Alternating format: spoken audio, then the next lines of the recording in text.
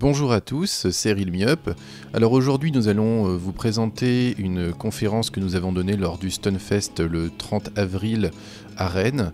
Il s'agit d'une conférence donc, qui a été préparée par Cœur de Vandal, Rayas et moi-même et présentée par Cœur de Vandal et moi-même. Vous allez pouvoir voir à l'intérieur de cette conférence beaucoup de choses qui devraient vous intéresser. Alors nous allons bien évidemment revenir sur les origines du Tool Assisted Speedrun, nous allons aussi revenir sur la communauté, nous allons revenir sur les outils, nous allons vous présenter grâce à Rayas comment sont faits les Tool Assisted Speedrun. Donc voilà, je pense qu'il y a plein de choses qui devraient vous intéresser, en plus de run spécial, voilà. Donc ça dure 1h30, j'espère vraiment que ça va vous plaire, et puis eh bien écoutez, on se retrouve très bientôt pour un prochain épisode de 88 miles à l'heure. À bientôt.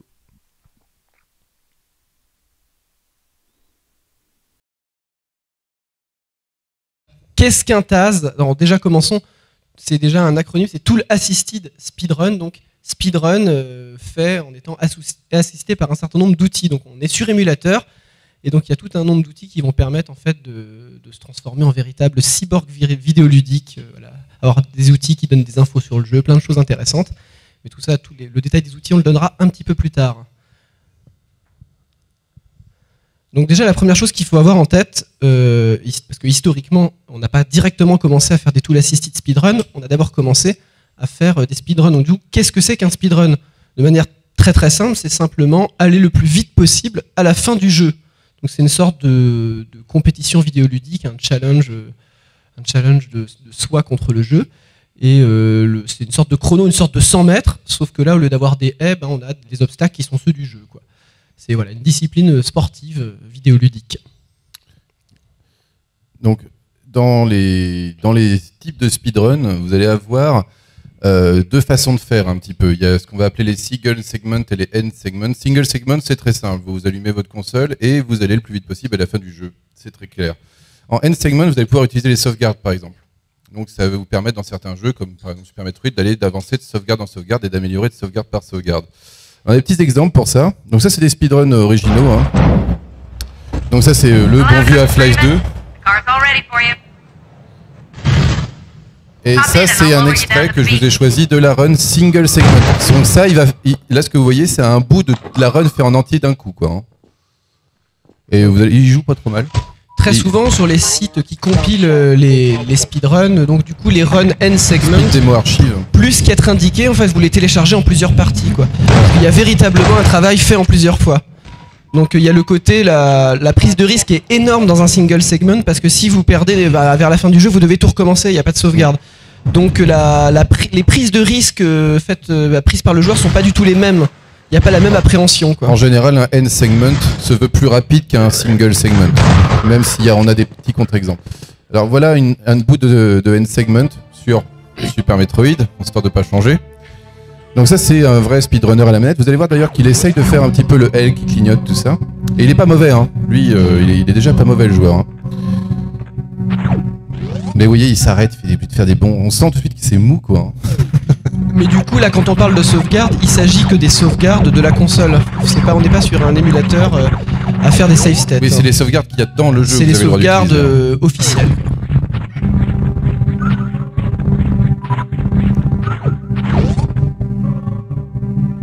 Alors, je peux vous montrer, je vais essayer, si j'arrive à avoir ma souris. Ça dure un petit peu longtemps, mais c'est vraiment la totalité du segment que j'ai mis. Vous allez voir qu'à la fin, il va bien arriver à une autre sauvegarde, il sauve et il arrête, quoi. Donc ce qui va surtout déterminer les sauvegardes, c'est si à un moment vous avez un truc que vous devez faire pour gagner du temps, mais que vous avez 20% de chance de réussir, parce que là vous ne pouvez pas manipuler la chance. C'est-à-dire des fois c'est soit très dur, soit il faut manipuler la chance. Du coup ce qui va se passer, la sauvegarde est bienvenue, parce que sinon ça veut dire 20%, vous devez faire 5 fois le jeu pour avoir une chance d'aller de passer la difficulté de manière optimale. Le time attack, time trial, tu veux y aller? En gros, c'est juste un petit aparté, parce que des fois, ça peut arriver que sur les forums, il y a un certain nombre de confusions. On trouve des fois ce genre de terme time attack, time trial, de manière un peu abusive, une utilisation des fois comme synonyme ou autre. Et c'est juste histoire de dire qu'il faut plutôt réserver ces noms-là, time attack, time trial, pour des fonctions qui sont intégrées dans les jeux. Alors, par exemple, ce jeu. Le bon mieux Mirror's Edge, qui est très sympa. qui est lui très typiquement un jeu de time trial ou de time attack. Vous voyez bien, il y a bien un timer dans le jeu, vous pouvez même partager vos temps. Voilà, et ça c'est le record du monde sur une des runs actuelles. C'est vraiment un jeu qui a été très pensé pour ce genre de choses. C'est-à-dire que typiquement dans ce genre de jeu, donc il y a un chrono et puis même ça va être subdivisé en map et ce temps va être répertorié. Et vous avez un espèce de ranking quoi. Donc c'est très classique et c'est très fréquent, notamment dans un type de jeu, c'est les jeux de course, jeux de cartes ou autres. Ce sont les jeux les plus comme fréquents et celui-ci du coup, voilà. que vous devez connaître. Notre cher Funky Kong Motobuzzer, la meilleure combinaison possible. Le départ classique. Alors on rappelle, c'est un speedrun, hein, c'est pas un tool assisted speedrun. Hein. Ouais. Et on voit que déjà les courbes sont très bien optimisées, les roues avant. Donc en gros, voilà, le time trial, le time attack, c'est tous ces temps qui vont être référencés dans un ranking entre amis, régional ou mondial. Voilà. Globalement, il fait 3 fois les mêmes tours. Hein. Donc, on en a parlé tout à l'heure lors de la présentation de Super Metroid. C'était juste pour faire une distinction entre time attack, time trial et plutôt les in-game time. Parce que ça inclut aussi les temps qui sont affichés souvent à la fin du jeu pour vous indiquer le nombre d'heures que vous avez joué. Or, là, Super Metroid, il se trouve qu'il y en a un, Donkey Kong aussi. Enfin, pour beaucoup de jeux d'aventure en fait où il y a des objets à collecter ou autres, il y a souvent un temps de jeu. Les RPG, c'est hyper fréquent, même si ça chiffre en dizaines et centaines d'heures. Voilà, ce in-game time, c'est cette valeur qui est indiquée. Et là vous sur avez votre même sauvegarde. un exemple flagrant de comment la console s'arrête. Regardez bien quand il change de niveau, le chronomètre des 3 minutes s'arrête aussi. Et c'est vraiment ça là, toute la différence. C'est-à-dire que le moment où vous allez loader quelque chose dans le jeu, vous voyez, hop, le chronomètre s'arrête. Pour un Tool Assisted Speedrun, le chronomètre ne s'est pas arrêté. Donc c'est pour ça qu'elle est sympa ce petit Et extrait. du coup, on arrive à notre point.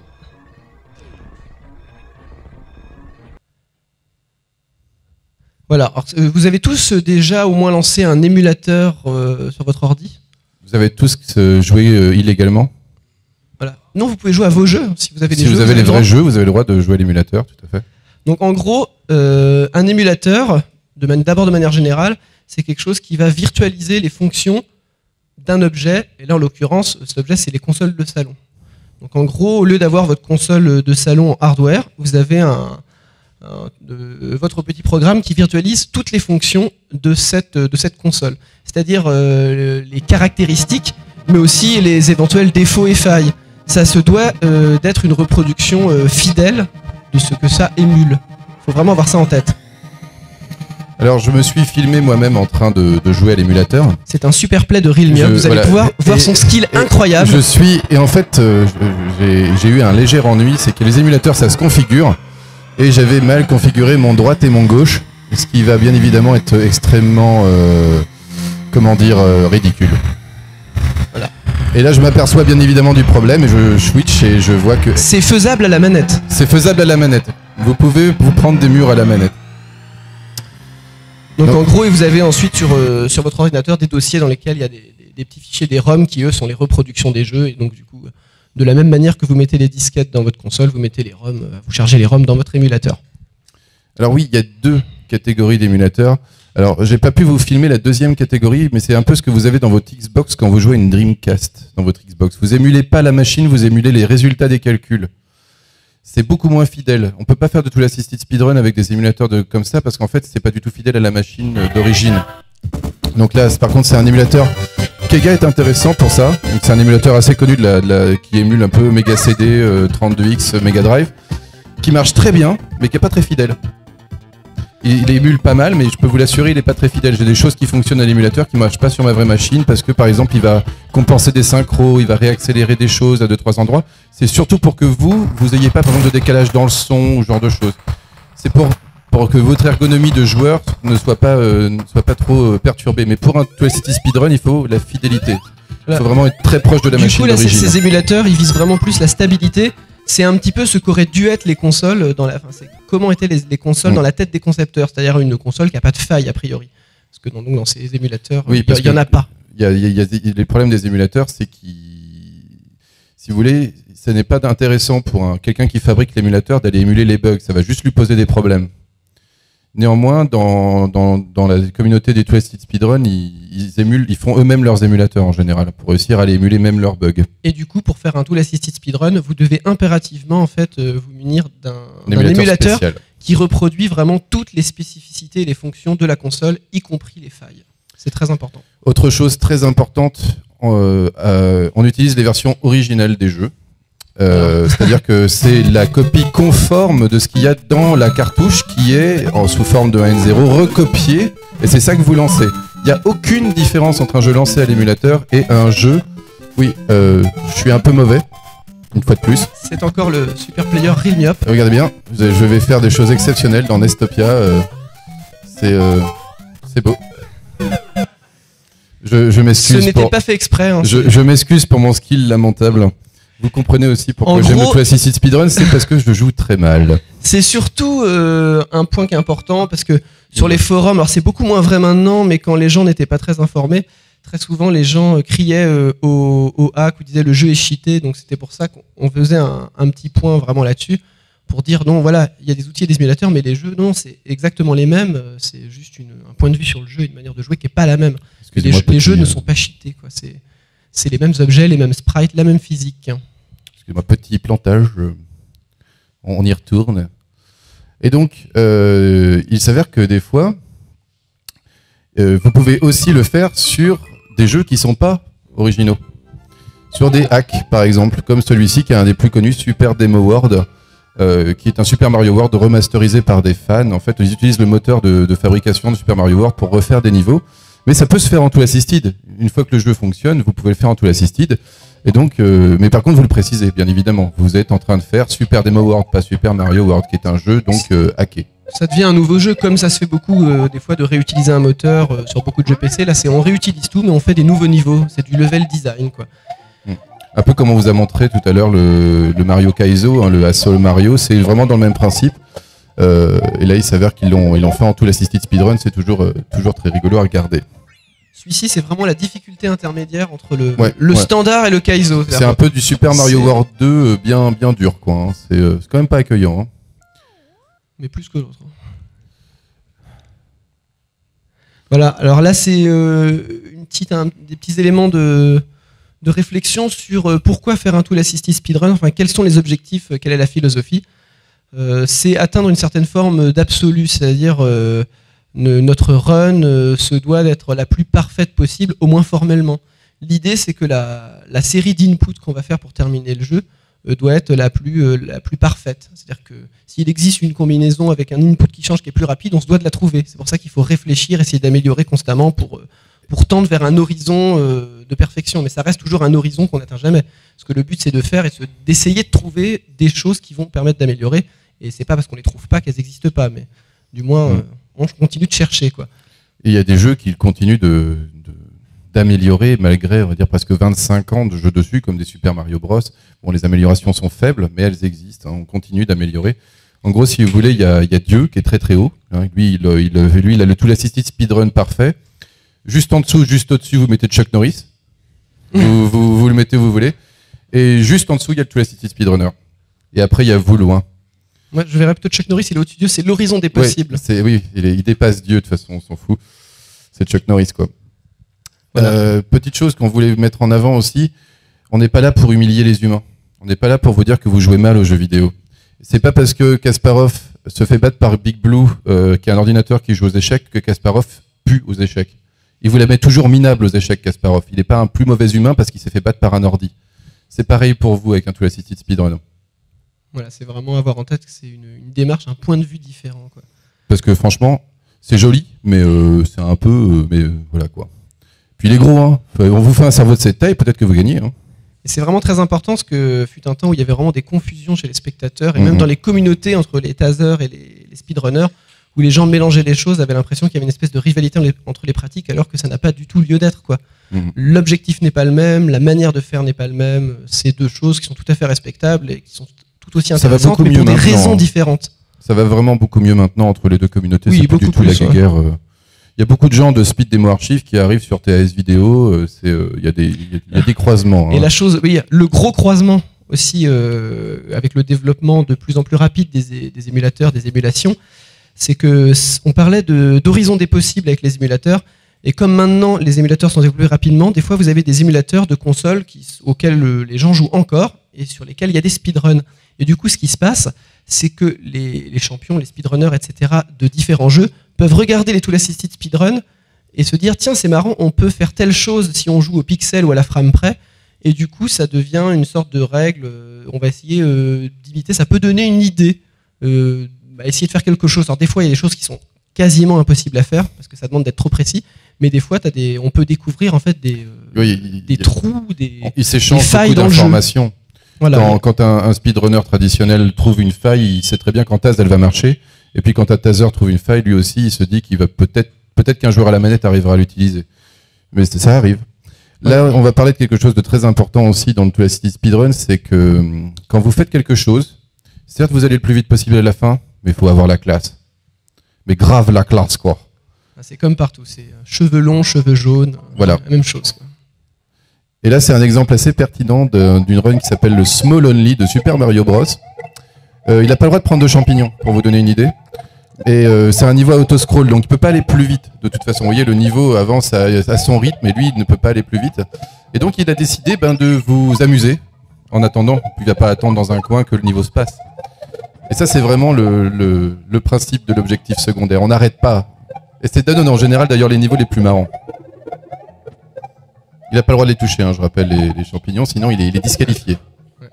Parce que ça, c'est une run alternative. On en présentera à la fin de l'intervention toutes les runs un peu spéciales avec des objectifs alternatifs. Vous voyez pourquoi c'est important la classe ?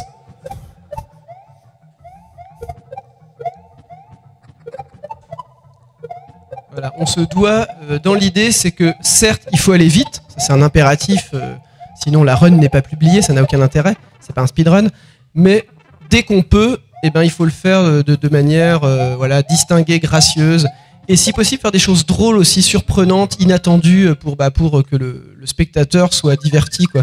C'est l'idée, on regarde, et c'est pour ça que c'est intéressant, même quand on connaît pas le jeu, des fois de regarder les jeux, parce qu'on va voir des choses fun visuellement. Donc là, en fait, il a été obligé de refaire le même niveau, et donc il refait le même niveau, mais en faisant d'autres figures, entre guillemets, si on peut appeler ça des figures.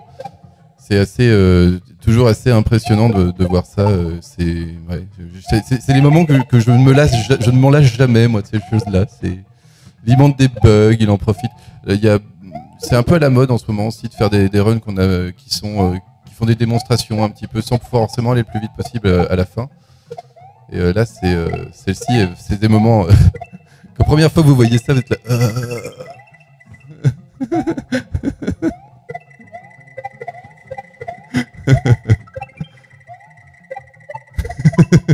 Voilà.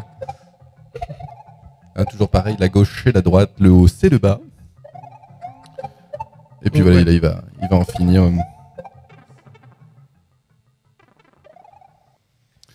Une autre grande question dans tout ça, la création d'une œuvre d'art. Je vous ai mis une œuvre d'art pas très connue pour illustrer ça. Est-ce que Tool Assisted Speedrun, dans sa recherche d'absolu, dans sa volonté de faire quelque chose de rigolo à regarder, dans sa volonté de proposer un challenge intellectuel et un challenge technique, peut devenir une œuvre d'art? Je ne pense pas que tous les Tool Assisted Speedrun soient des œuvres d'art. Je pense que certains peuvent se prétendre, en tout cas, atteindre un genre de statut particulier. La démarche créatrice et originale. En tout cas, pour l'humour, ça n'en fait pas de l'art. Je veux dire. Non, bien évidemment, c'est quand même... C'est une question à se poser. Après, si vous voulez plus de détails, vous pouvez venir en discuter avec moi. C'est un sujet assez compliqué parce qu'il va falloir définir l'art. La raison principale pour laquelle on ne veut pas trop s'étendre, c'est qu'il y a un débat demain. C'est que oui, là, il y a un débat d'ailleurs sur ça demain. Mais surtout, c'est pas une revendication qu'ont les Tool Assisted Speedrunners, c'est plus une revendication des critiques de TAS ou des commentateurs. De moi en particulier. Voilà. Donc on en parle quand même parce que ça existe cette réflexion là-dessus, mais on va pas trop s'attarder, quoi. Ça reste les deux premiers points qui sont vraiment au cœur de la démarche de ceux qui font, quoi. Voilà, quelques petites histoires. L'origine. Donc l'histoire du Tool Assisted Speedrun, parce qu'il y a déjà aussi l'histoire du speedrun, là on va pas s'attarder, mais les gens déjà, dès qu'il y a eu des jeux, les gens ont voulu les terminer rapidement. Enfin, dès qu'il y a une discipline, il y a des gens qui veulent la maîtriser. Donc ça, c'est arrivé avec les jeux vidéo. Donc pour le tool assisted de speedrun, ça s'est fait de manière vraiment très discrète dans la communauté d'un jeu archi connu, Doom. La communauté Doom, c'est une communauté extrêmement active et surtout, les forums étaient très actifs, ils ont partagé plein de choses et très rapidement, ils ont modifié le jeu. Et ça a été un tournant décisif car deux choses, ça permettait d'enregistrer sa performance, on s'enregistrait en train de jouer directement, c'était une fonction intégrée au jeu, et deuxièmement, on pouvait ralentir le jeu de 5% au départ. Alors c'est très très peu maintenant ce qu'on peut ralentir, on peut jouer à la frame près, mais 5% ça permettait d'être beaucoup plus précis dans ses inputs. Quand on prenait des décisions, on le faisait mieux. Et du coup, est né un petit peu ces tool assisted speedrun, même si au départ ça s'appelait pas vraiment comme ça, ils ont hésité, donc du coup il y a des fois c'était marqué build démo, parce que des fois ils terminaient pas le jeu le plus rapidement possible, c'était juste, on faisait des fois des choses drôles, des fois terminées de manière rapidement, donc c'était un espèce de halo de plein de choses, et petit à petit... T'as dit c'était Doom, c'est pas Halo. Non. Désolé. Et petit à petit, du coup, après les gens, entre guillemets, les destins se sont séparés. Il y en a qui se sont vraiment spécialisés à terminer les jeux le plus rapidement possible à l'aide de ces outils qui ont un historique aussi et qui se sont développés petit à petit. Mais ça s'est fait relativement discrètement parce que ça a vraiment concerné la communauté Doom. Donc du coup, ceux qui connaissaient pas Doom n'étaient pas spécialement concernés par ça. Mais le vrai tout premier tool assisted speedrun, vous l'avez probablement vu sans savoir que c'en était un à l'origine. Là, je vous ai pris la vidéo YouTube parce que justement, c'est la vraie vidéo et c'est pas écrit tool assisted speedrun. Ce gars-là, c'est Morimoto, c'est un petit japonais. Il a vu qu'il y avait des outils dans les émulateurs, il les a finis un petit peu et puis il a fait son premier tool assisted speedrun sur un jeu très connu, Super Mario Bros 3. Et tout le monde s'est dit, mais ce gars-là est malade pour jouer comme ça, quoi. Ils avaient pas lu la description parce qu'elle était en japonais. Et donc tout le monde a cru qu'il jouait comme ça, et en fait non, il explique, je suis en tool assisted speedrun, mais quand c'est écrit en japonais, tout le monde s'est fait avoir. Donc le bestiau, il a fait 3 millions de vues. Ce qui était énorme à l'époque. Ce qui était énorme. Internet, attention, il y a ça c'est 2004. ans, ça fait 30 millions de vues maintenant. Enfin, voilà, ça c'est 2004. C'est YouTube 2004, quoi. Donc forcément, ce qui se passe, c'est qu'il y en a qui considèrent, quand ils découvrent un petit peu le poteau rose, que c'est cheaté. Et c'est là que commencent toutes les dissensions. C'est là que commencent tous les problèmes parce qu'il n'a pas dit que c'était un tool assisted speedrun. Deux choses importantes à la sortie de cette vidéo, c'est donc ça a touché un très très large public, forcément. Et deuxièmement, c'est donc vraiment la tension, la mécompréhension et le rejet quasiment du TAS. Tous les problèmes commencent, vraiment. Et donc après la troisième période, on est dans cette troisième période, mais presque à la fin. Compréhension progressive du public, parce que comme on disait, les gens étaient soit pas informés, enfin souvent très mal informés, et donc il y a eu vraiment des clivages très très forts, des animosités, et il y a des gens qui se sont dit mais c'est pas possible, pourtant suffit d'expliquer aux gens, ils vont comprendre que cette démarche, le TAS, a un intérêt. Les Français sont des veaux. Voilà. Et donc pas tous. Quelqu'un du nom de Biscuit qui a eu ce raisonnement et a créé du coup tasvideo.org, même si au début le site n'avait pas ce nom-là. Oui, ça s'appelait Biscuit. Nous on a toujours gardé l'habitude d'appeler le site Biscuit, mais ça s'appelle tasvideo.org maintenant. Il s'est mis donc à référencer ces vidéos. Petit à petit, il y a des gens qui se sont greffés, qui l'ont aidé dans ce travail. Et deuxièmement, ils se sont mis à expliquer simplement à travers des submissions comment étaient réalisés les jeux, donc une description des outils. Ils ont décrit l'intérêt, enfin qu'est-ce qu'était qu'un tool assisted speedrun. C'est la page welcome du site où en fait, vous voyez, il met une introduction, il explique comment, le mission statement. En fait, là, on fait beaucoup de traduction de ce qui est écrit ici. Hein. Comment, voilà, et une FAQ pour si vous voulez en faire vous-même, les BitTorrent, tout ça. Comment on fait pour downloader les runs. Ils mettent à disposition aussi du coup les émulateurs sur lesquels vous pouvez faire des tasks, c'est-à-dire des émulateurs équipés avec des outils et surtout des émulateurs fiables, comme on disait. Et bien évidemment, il y a nous après, qui en avons fait une émission, alors que ça n'existe pas à l'étranger, j'en ai toujours pas vu, 88 miles à l'heure en anglais, j'en ai pas vu. Et donc nous, on s'est spécialisé, comme vous le savez, dans là-dedans. En gros, nous, c'était... alors ça, on n'a pas réagi immédiatement, parce que en France, ça a mis beaucoup plus de temps à se diffuser, ne serait-ce que les vidéos de TAS, et nous, c'était au tout début des runs de Super Metroid. On est tombé par hasard sur la run de Super Metroid, et on était, mais qu'est-ce qui se passe, quoi? Et c'est en investiguant un petit peu sur le net qu'on a découvert TAS Vidéo, qu'on a commencé à lire et à se renseigner et à découvrir le pourquoi, le comment, et à trouver ça super intéressant. Et puis de fil en aiguille, il s'avère qu'on s'est dit tiens, j'ai un peu de capacité en vidéo, si on en faisait des commentaires. Intéressant, oui, mais c'est pareil, en fait, on a été confronté au même problème. Comme la plupart des Français, c'était vrai il y a quelques années, c'est encore vrai maintenant. Il y en a beaucoup qui ne parlent pas bien anglais, voire pas du tout. Du coup, vu qu'il n'y avait aucune explication en français, les gens soit n'étaient pas au courant, soit se méprenaient complètement. Donc ça a été vraiment, on va dire, une mission pédagogique, entre guillemets, quoi. On s'était dit, sauf qu'au début, on voulait juste faire 1 ou 2 émissions pour voilà. présenter, quoi.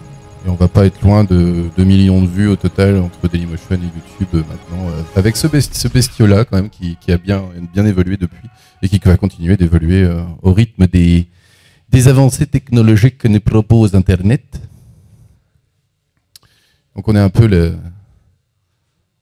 la fin de cette petite partie-là. Et là, on va atteindre le moment que vous attendez tous. Ah, je le savais. Les gens restent juste pour ça. Hein. Ouais, c'était si comment qu'on fait. Les gens seraient barrés. Mais comment qu'on fait? Et là, j'ai une très bonne nouvelle pour vous. Il y a un petit Français très sympa qui fait les traductions de 88 miles à l'heure en anglais, qui est Tool Assisted Speedrunner et qui a accepté de nous aider pour vous présenter tout ça. On va d'abord vous faire un petit peu... on va passer vite là-dessus, mais Ouais, très rapidement, ce qu'on l'a déjà dit en présentant les autres jeux. La base, ça reste de bien connaître le jeu. C'est vraiment, il faut avoir des bonnes bases solides, c'est l'avoir terminé. Connaître la physique du jeu, donc la gravité, les hitbox, les damages des différentes armes. Il faut avoir des solides connaissances de l'univers. Là, ce que je vous montre, c'est la page de Super Mario Bros. Des tricks, comment on fait certaines choses dans Super Mario Bros. Vous voyez la petite barre bleue sur le côté de mon Explorer Internet, c'est la longueur de la page.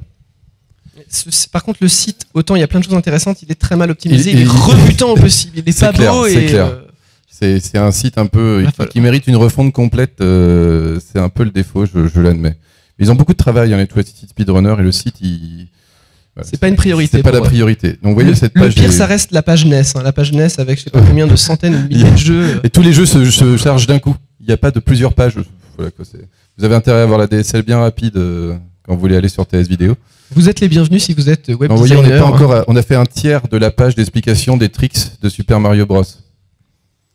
Alors, ce qu'il faut savoir, c'est que dans beaucoup de speedruns que vous verrez, plein de tricks ne sont pas utilisés. Parce que il y a les tricks utilisables partout, les wall jump dans Mario, ce genre de choses.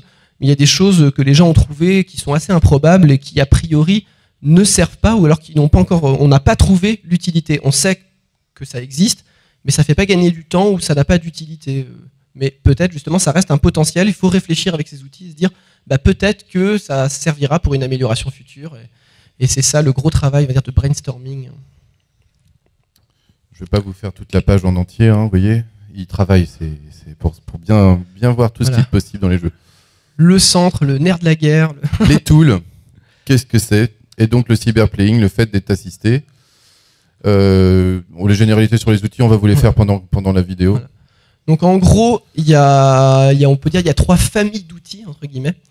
Il y a les outils qui permettent de devenir de véritables cyborgs vidéoludiques, comme on disait. Donc d'avoir des réflexes hors du commun, donc ralentir le jeu, ce genre de choses, faire rentrer des inputs, etc., les changer. Les deuxièmes outils qui sont extrêmement importants et que le public souvent néglige quand il regarde un speedrun, ce sont les outils qui permettent de collecter des informations sur le jeu. Alors c'est des outils qui sont très fastidieux, parce qu'en gros vous avez des lignes et des lignes de chiffres, et il faut être capable de les interpréter. Donc en gros, vous avez des infos, et ces infos, une fois que vous les avez exploitées, vous savez comment fonctionne véritablement le jeu, et ça va pouvoir vous donner des idées sur comment passer certaines difficultés. Donc ça, c'est la collecte d'infos. Et le troisième type d'outil, c'est tout ce qui va permettre de faire son travail en plusieurs fois et de le partager. Donc tout ce qui rend le travail moins fastidieux, quoi. Je vais vous les détailler un petit peu ici. Donc ça, c'est la vidéo que Rayas m'a faite. Il a camtasié son écran pendant que lui faisait le Tool Assisted Speedrun du premier level de Super Mario World. Tout simplement. Donc là, ce que vous voyez, c'est vraiment ce que lui fait quand il travaille. Hop. Alors, on va commencer par le plus simple, les save states que vous devez connaître si vous utilisez les émulateurs. Ça vous permet de sauver quand vous voulez, où vous voulez. Donc ça, c'est très pratique. Là, vous ne voyez pas directement le faire parce qu'il utilise en fait F1, F2, mais je vais vous montrer un petit peu quand même plus tard comment ça fonctionne. Ensuite, il va y avoir quelque chose dont vous entendez parler tout le temps dans 88 miles à l'heure, les re-records. Voilà, c'est des petites valeurs, ça reste anecdotique parce que le but en soi c'est pas de faire plein ou peu de re-records dans une run, mais c'est toujours indiqué à côté du nom du joueur et du temps, il y a toujours un chiffre qui est souvent astronomique, enfin 100 000, 200 000, c'est le nombre de fois qu'il a fallu pour terminer le jeu. Voilà. En fait c'est reprendre un élément. Alors je vais vous montrer quelque chose, je vais essayer de vous le montrer là. Là vous voyez sûrement pas, il y a écrit Movie Snapshot.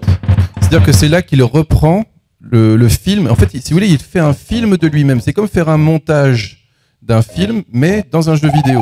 Vous voyez, à chaque fois qu'il meurt, il fait Movie Re-Record. Là, il vient de réenregistrer son movie. Il est en train d'effacer. Il réédite son film.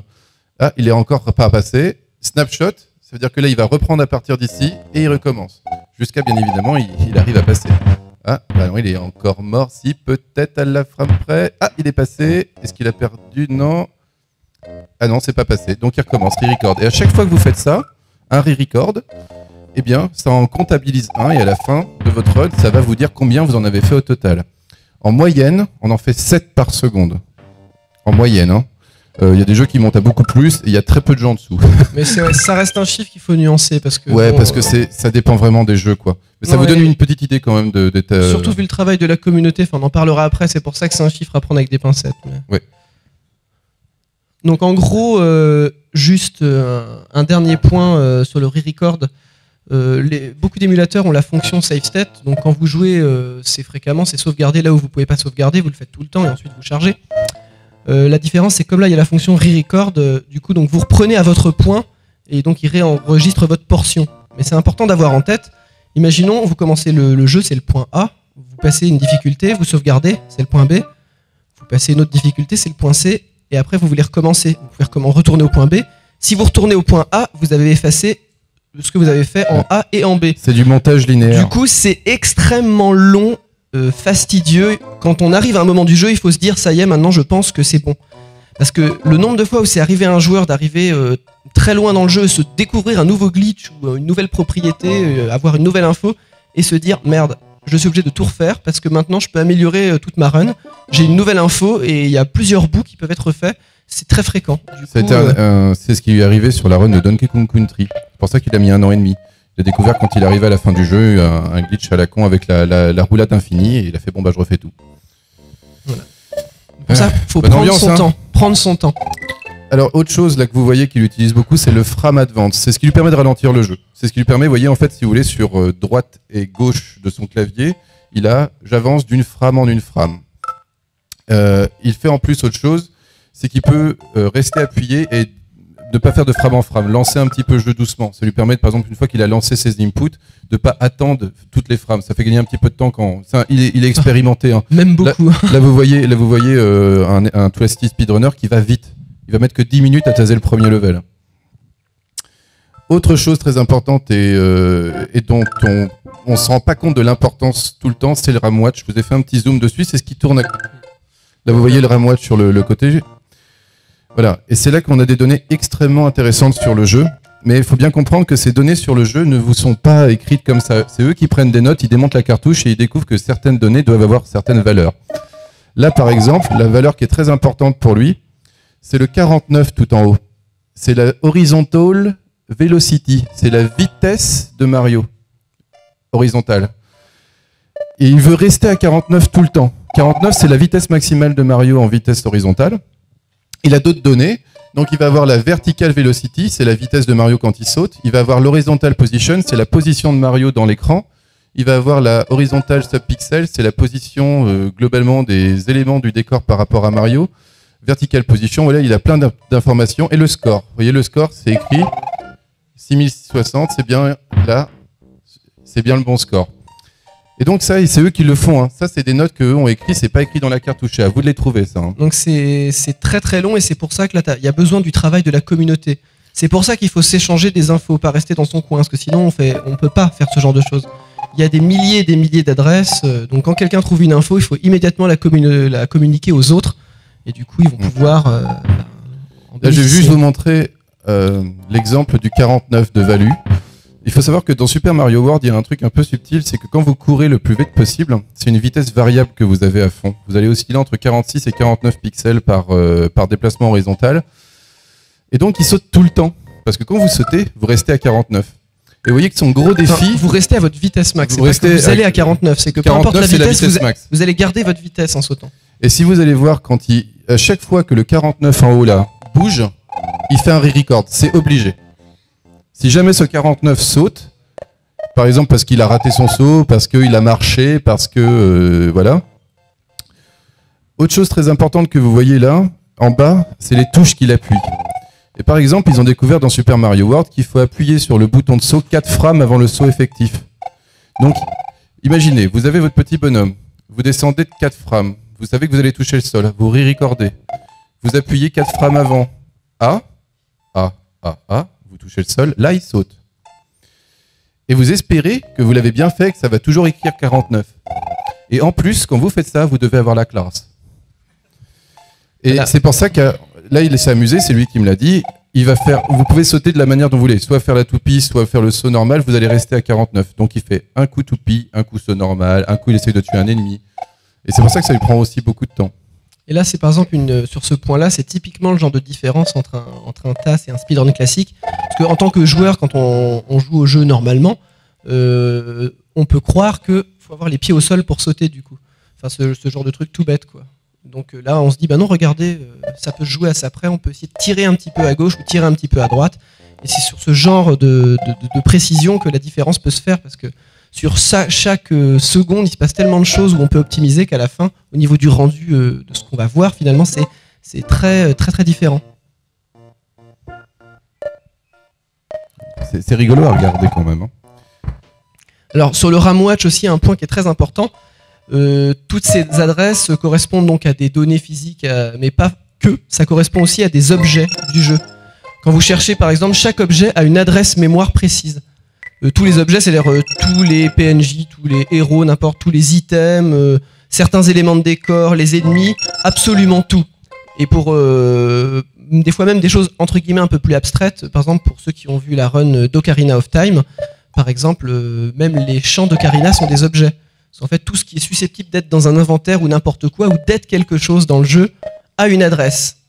Et donc à partir de là, c'est là que, en croisant les infos, c'est là que les choses sérieuses, entre guillemets, peuvent commencer. C'est extrêmement important, le RAM Watch. Alors, on va continuer. Vous allez voir ce que c'est assez long. Au pire, je l'avancerai la vidéo si jamais on a eu le temps de... On a encore plein de choses à vous dire. Ah oui, il y avait juste un tout petit point, ce que j'ai vu. Oui, vas-y. C'était sur le Frame Advance.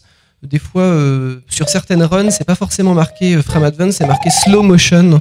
Oui, c'est juste un autre nom. C'était en gros, c'est pas tout à fait, c'est plutôt l'ancêtre parce que du Frame Advance.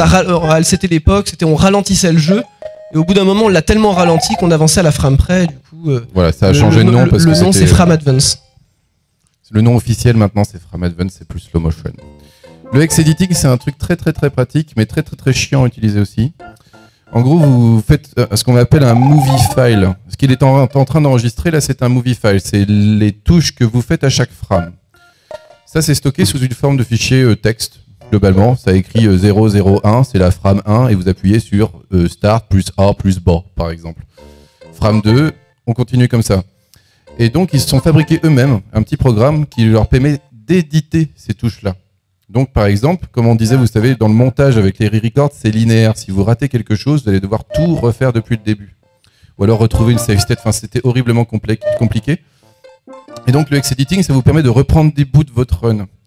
D'enlever des inputs. Ou de celle d'un ami ou l'assisted speedrunner. Oui, c'est très important. Et ça, c'est la deuxième partie qui est très importante, c'est la communauté. C'est que vous pouvez aussi prêter des bouts de votre tool assisted speedrun à quelqu'un qui regarde, qui fait « Ah ouais, mais tu vois ici, je pense qu'en fait, le problème que tu as, attends, je teste. » Il change de touche, hop, ah bah oui, tu vois, en fait, ça passe. Ou ça passe pas. Ou voilà, mais ça leur permet de communiquer. Sinon, c'est compliqué à envoyer. Mais ça, c'est vraiment eux qui l'ont fait. C'est un programme que seulement eux utilisent. C'est très austère comme programme. Très austère à tel point que pour beaucoup de jeux, c'est pas forcément utilisé pour certains jeux, parce que c'est très très fastidieux. Quoi. Ça ressemble à ça. Vous voyez là, vous voyez sur il y a Fram et puis contrôleur A, voilà, et puis les synchros. En fait, ça vous donne aussi dans quel état est la ROM, par exemple, parce qu'il y a des synchros true, false.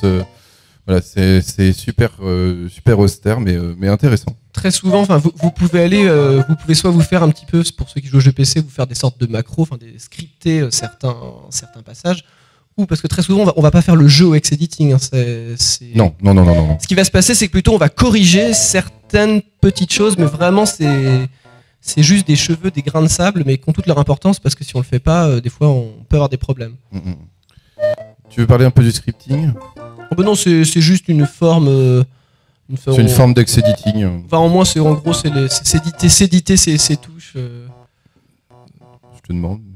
Alors le calcul par la force brute, ça c'est... Ouais, ça reste très théorique parce que c'est pas spécialement utilisé, mais... Non, mais c'est quand même intéressant. Ah, c'est vrai qu'on s'assoit évidemment. Ouais, je tiens plus là. Le genou, moi. C'est la batterie hier, ça. Donc le calcul par la force brute, c'est un peu violent. Il l'utilisait un petit peu dans la run du Monopoly, pour ceux qui voient. C'est en gros que vous allez faire, plutôt que d'essayer... alors, je mets la prochaine parce que c'est très relié à un autre truc dont on parle très souvent, c'est la manipulation de la chance. Et le calcul par la force brute, ça sert à manipuler la chance. Et la manipulation de la chance, c'est la totalité de tous les outils qu'on vient de vous présenter, mis en rapport ensemble, ça vous permet de manipuler la chance. Le problème de la manipulation de la chance, c'est que c'est un truc horrible à faire. Si vous demandez à tous les City speedrunners, la chose qu'ils détestent le plus au monde faire, c'est manipuler la chance. Tout simplement parce que c'est vraiment horrible. Parce que la chance dans une machine, elle est vraiment aléatoire. Vous pouvez la contrôler, la chance. Ça paraît bizarre comme ça, mais c'est... Et chacun des jeux avait sa propre manière de calculer la chance. De donner une image, en fait, avant de dire plutôt. La manière dont on se représente souvent la chance, faussement du coup, dans un jeu, on a l'idée des dés. On a tous joué à des jeux de dés, donc du coup, on se dit, si j'ai une chance sur 6 de faire un 6 sur mon dé, le jeu doit sensiblement raisonner de la même manière. C'est-à-dire qu'à un moment, il y a une sorte de générateur aléatoire de nombres qui jette un dé, quelque chose comme ça. Et par exemple, prenez les RPG, si je fais un 1, tel ennemi me donnera un item de merde. Si je fais un 6, il me donnera un super item. Et si je fais entre 2 et 5, j'aurai rien. Imaginons ce genre de choses, quoi. Mais il se trouve que cette représentation qui peut nous permettre à visualiser, à comprendre, dans les faits, elle est fausse. Parce que ça, en physique comme en informatique, il n'y a pas de véritable chance. On jette pas des dés, quoi. Tout est déterminé, c'est juste que notre esprit n'arrive pas à savoir ce qui détermine le résultat obtenu. Mais dans une machine, on peut. Parce qu'en fait, il y a différentes manières de calculer la chance. Alors par exemple, ça peut être l'état de la RAM quand vous démarrez la console. Ça peut être la position de votre personnage à un moment donné. Ça peut être les touches que vous appuyez depuis le début que vous jouez. Ça peut être, vous êtes en théorie le chaos de la machine. Vous pouvez pas calculer votre propre chance. Eux, ils peuvent parce qu'ils contrôlent toutes les inputs. Et donc le problème de ça, c'est que même les inputs qui n'ont pas d'influence sur le jeu, par exemple, je sais pas, Select, quand vous jouez à un jeu qui vous appuyez dessus, il ne se passe rien, va quand même influencer la chance. Mais il faut le faire à chaque frame. C'est là-dessus que le calcul par la force brute devient intéressant, c'est que vous allez tester l'intégralité de toutes les touches de la manette à toutes les frames. Attention, elles peuvent se cumuler. Vous pouvez tester O plus B, O plus A, O plus X, O plus Y. Sauf que dans les faits, très souvent, ça... Il n'y a eu que quelques runs. C'est beaucoup plus découvert empiriquement. Ça reste théorique, mais pour l'instant, c'est très peu utilisé. Ça a été utilisé quasiment que pour la run du Monopoly. C'est plutôt quelqu'un trouve un truc de manière purement accidentelle, et ensuite, il essaie de déterminer ce qui a causé ce qu'il a trouvé. Voilà. Parce qu'au début, c'est j'ai réussi à avoir une super armure ou n'importe quoi. Pourquoi ? Donc on essaie de répéter, comme en science, on répéterait une expérience. Et quand on arrive à déterminer ce qui va générer, entre guillemets, cet objet chanceux, ou cet état de fait, ou n'importe quoi, on va dire, quand on a telle chose, ça va nous donner ça, ça fait ça égale ça, et ça devient une règle. On sait que quand on respectera la première condition, on aura la conséquence, on aura ce qu'on voudra. Du coup, ça demande une très grosse connaissance du jeu et un travail extrêmement laborieux quand on le fait empiriquement. Ouais. Parce qu'il y a des choses... s'il y a vraiment un truc qu'ils détestent faire, les Twisted Speedrunners, c'est manipuler la chance. Donc il doit en voir le bout, un petit peu la raillasse quand même. C'est pour ça, des petits trucs juste avant de finir. Les trucs les plus classiques pour se représenter la manipulation de la chance, c'est par exemple Mario Kart. Prenez l'opus sur SNES ou même les opus d'après. Donc vous voyez, vous faites le tour du circuit, vous avez des options qui sont posées par terre. Il y a une espèce de roue qui tourne, etc. Et quand vous passez sur un objet, vous êtes là, j'ai eu la chance d'avoir, je sais pas, l'étoile ou n'importe quoi. Sur Mario Kart, c'est très simple, ça va fonctionner, c'est lié à la frame à laquelle vous allez prendre l'objet. Donc vous imaginez, à chaque tour d'horloge, à chaque frame est associé un objet. Et donc quand vous tombez sur telle frame, vous aurez tel objet. Quand on joue, c'est impossible en fait de savoir, de prendre précisément un objet à une certaine frame. Mais du coup, quand on va voir la run de Mario Kart, des fois il va faire une ou deux choses un petit peu improbables. On se dit mais il optimise pas tout à fait sa trajectoire, c'est-à-dire qu'il va prendre un peu plus large son virage. Pourquoi ? Parce que quand il va prendre l'objet, il va le prendre de 2 frames plus tard. Et le fait de prendre l'objet 2 frames plus tard va lui permettre d'avoir la plume, en l'occurrence dans Mario Kart, qui est complètement cheatée. Du coup, il aura des plumes à outrance, il n'y a d'ailleurs que ça. Oui. On va pouvoir regarder la run qu'il a fait quand même. On en voit juste... Ah, il vient de passer, mais en fait, quand il a touché le panneau, il m'a dit, il est tombé à 48 de vitesse, il a trouvé ça honteux. Donc, il passe. Normalement, là, ça va être bon. Il va réussir à passer comme il veut. Qu'est-ce qu'il est en train de faire ? Voilà, là, il va passer quand même. Oh, allez. Voilà, là, il vient finir son movie, il va nous le lire. Vous voyez, ça a juste pris un quart d'heure de faire le premier level de Mario. Stop movie, movie stop. Et voilà. Et là, il va vous le relire. Movie, play movie, c'est le movie qui vient d'enregistrer, donc les touches qui vient d'enregistrer. Et c'est parti.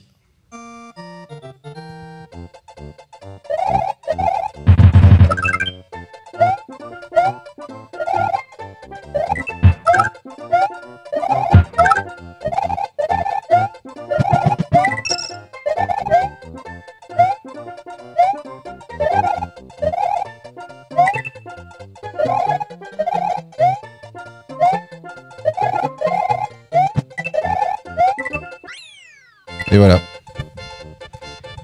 C'est le contraste de rythme, parce que si on est là, oui, bah oui, on parle pendant 20 minutes, c'est très drôle. Et vous comprenez pourquoi c'est long de faire un Tool Assisted Speedrun. Et encore long, là, il a respecté une règle, c'est-à-dire qu'il a respecté la règle de la vitesse maximum avec le saut. Mais après, pour chaque jeu, des fois, il y a beaucoup plus de règles. C'est-à-dire, par exemple, il se trouve que les ennemis ont des propriétés de rebond, ceci, cela. Et ces choses vont faire qu'on peut gagner encore du temps. Donc quand on a beaucoup plus de paramètres à respecter pour faire un niveau optimisé, ça prend beaucoup plus de temps. Là, c'était juste, il a respecté les gros points, c'est-à-dire les choses qu'on... Et c'est le premier level. Voilà, qui est parce très que dès qu'il facile. y a des ennemis qui commencent à rentrer dans la danse, ça devient compliqué parce qu'il ne peut pas rester à 49. Là, vous ne pouvez pas le faire plus vite que ça. Vous pouvez le faire plus classe peut-être, mais vous ne pouvez pas le faire plus vite, vu qu'il est bloqué à 49 de vitesse du début à la fin.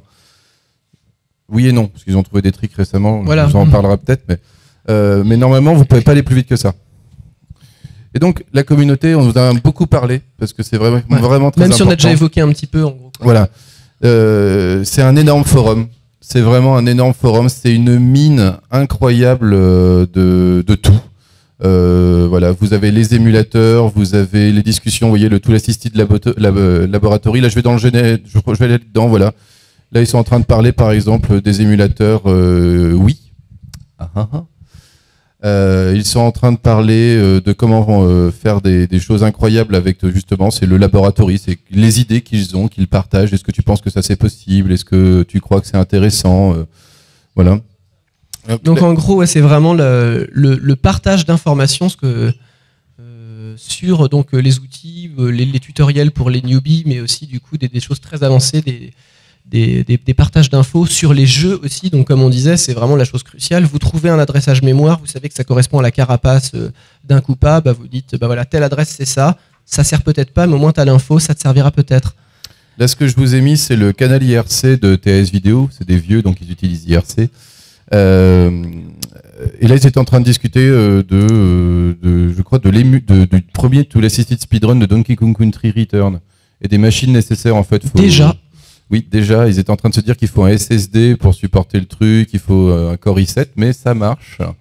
Ils sont en train de travailler sur les outils. Et là, ils étaient en train de discuter ça et je leur posais des questions et je leur ai dit dites des trucs cool parce que vous êtes filmés. Ils sont très gentils en plus. Adélicat était un homme voilà. très, donc, très juste agréable. un dernier point sur la communauté avant de passer au second point. C'est aussi, comme on a dit, c'est l'esprit de la communauté, la collaboration quand on fait les runs. Très fréquemment, il n'y a pas qu'un seul Tool Assisted Speedrunner qui est mentionné. Très fréquemment, il y en a 2, 3, 4. C'est pour ça que les noms sont à rallonge. On voit Pirate Sephiroth et Arukado, machin. Donc il y en a vraiment beaucoup. Ça, c'est le premier point. Et le deuxième point, c'est aussi que avec le hex editing, on peut vraiment des fois reprendre en fait des bouts de l'effort de l'autre. Donc on dit bah voilà ce que j'ai fait, reprends ça. Donc c'est un long cheminement, une très longue filiation des fois. Donc il faut avoir ça en tête. L'état d'esprit, je mets l'extrait vidéo, ça te dérange pas, et après cet extrait vous l'avez sûrement vu si vous êtes des fans, mais c'est quelque chose qui pour moi reflète parfaitement l'état d'esprit du Twilacity Speedrun.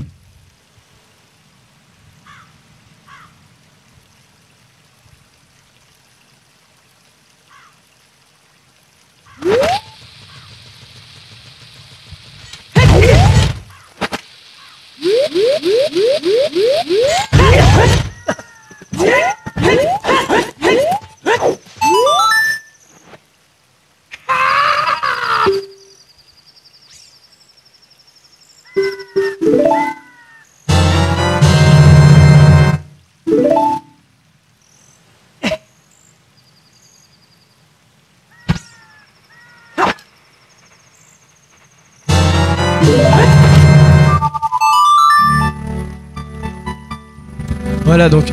Attends, faut qu'on voit où il arrive quand même.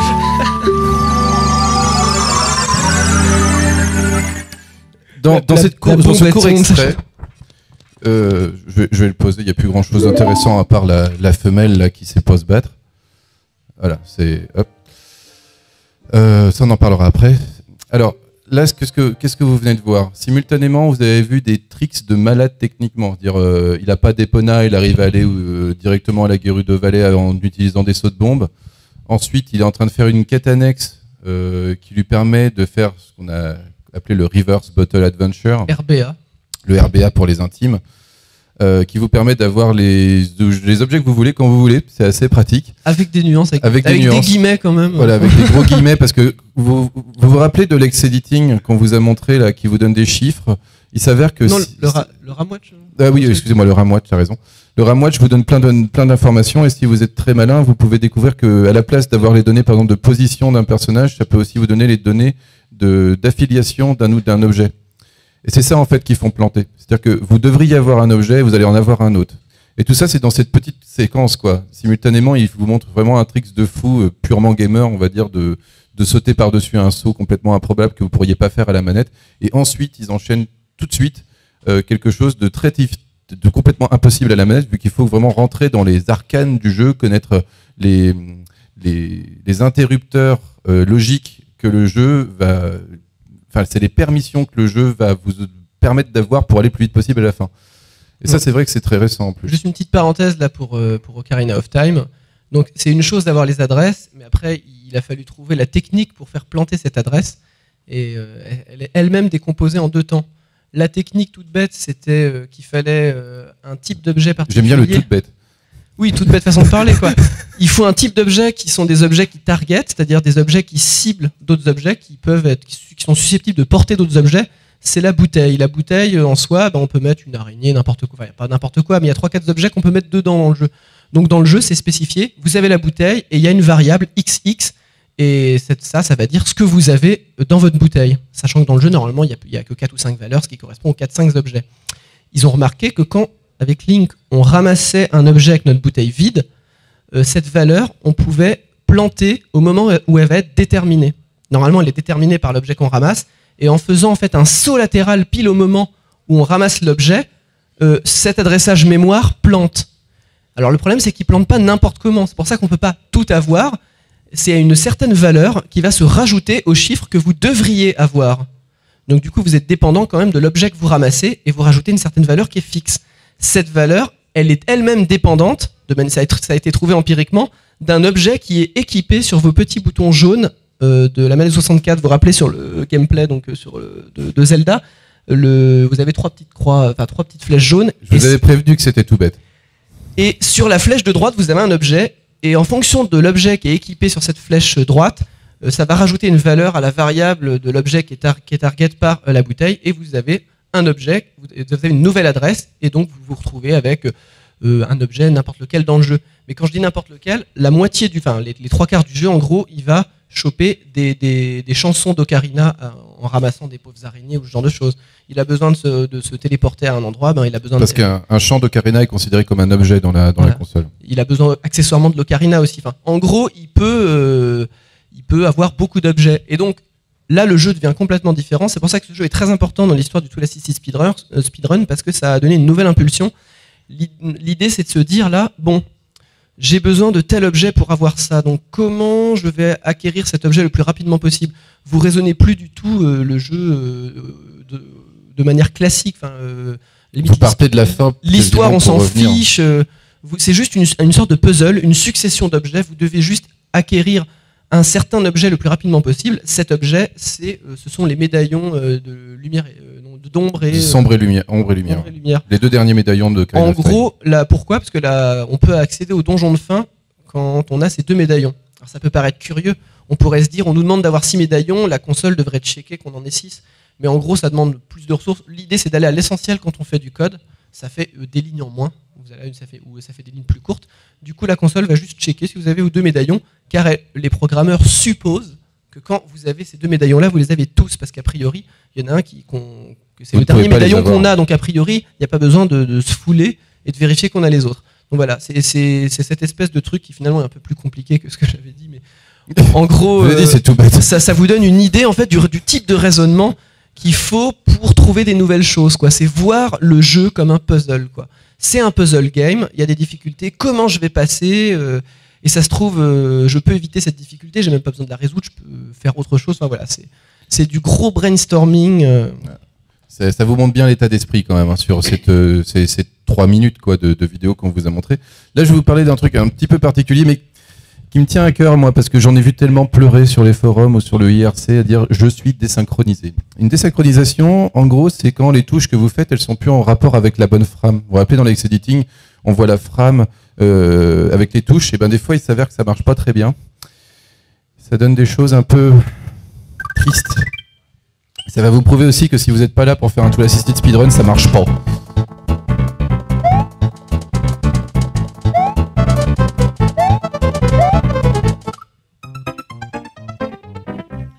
Il est mort, mais pour autant, ses inputs ne se sont pas arrêtés. Il continue de contrôler le jeu.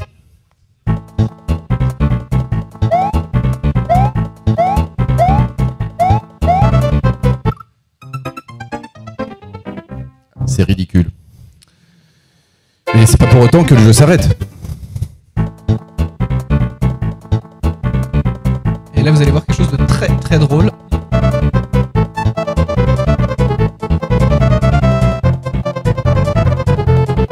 Voilà, c'est ce petit movie end. C'est-à-dire que là, ils considèrent que le jeu est terminé. Et ça, c'est horrible pour eux, ça leur arrive très souvent. C'est quelque chose qu'ils doivent compenser en permanence. Donc en général, vous retournez dans le Hex Editing, vous arrivez à corriger la frame d'écart qui avait mal été sauvée. En général, quand vous faites votre movie, ça peut être lié à un mauvais re-record, à un mauvais save state, voilà. C'est très chiant à corriger, mais ils y arrivent.